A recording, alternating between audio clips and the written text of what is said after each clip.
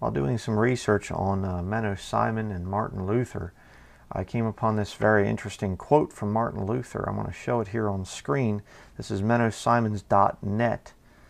It says here, in a book, Luther's tract, A Faithful Admonition, published in January of 1522. It says a bunch of things here, and then it says, Luther says further, therefore look upon the government, as long as they do not undertake anything and do not give a command, you should keep quiet with hand, mouth, and heart, and should not concern yourself about it. If you can persuade the government to proceed and give a command, you may do so. If the government be not willing, neither should you be. But if you proceed, you are in the wrong and are far worse than the other party, the Romanists.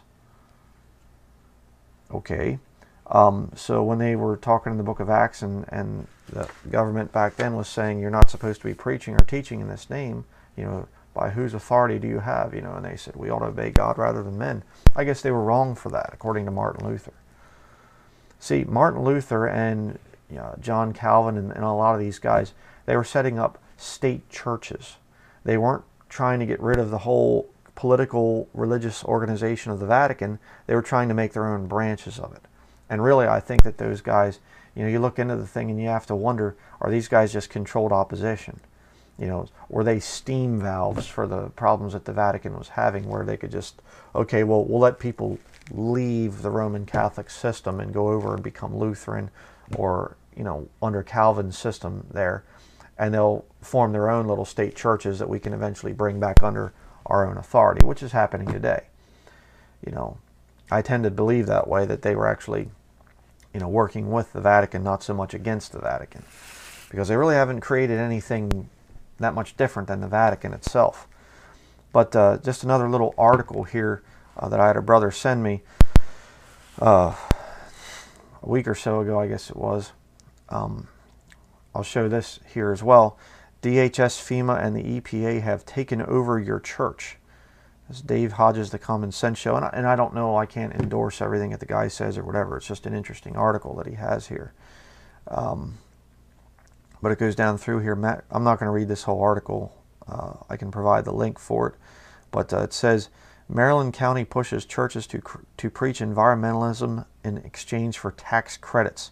According to the Washington Post, churches in Prince George County, Maryland, you gotta love that, Maryland, Maryland County, are being offered tax breaks for incorporating environmentalism into their sermons.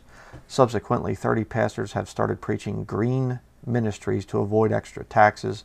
The number of participating pastors is certain to grow as the symbolic globe of the New World Order is replacing the traditional cross. And, you just go over it and over it and over it and try to prove it to people, and they don't want to see it. The 501c3 Babel buildings are already submitting to the government. They have since the 1960s. They are controlled. Just as simple as that. That's why I avoid those places like a plague. So, again, it's interesting that this whole movement actually goes way, way, way back to Catholicism since day one. They've been mixing political and religion. And you have state churches. So what is really the root and foundation of 501c3? It's Roman Catholicism. Martin Luther was a Catholic priest, Catholic monk. Then he became a priest, and he was in all these different, Augustinians and things like this. And, he came out with his own church. It's just another form of Roman Catholicism. That's all it is. And these guys have the same philosophy. You should submit yourself to the state. And who does the state submit themselves to? The church. So, if you're still not convinced yet about this whole 501c3 thing, I don't know what to tell you.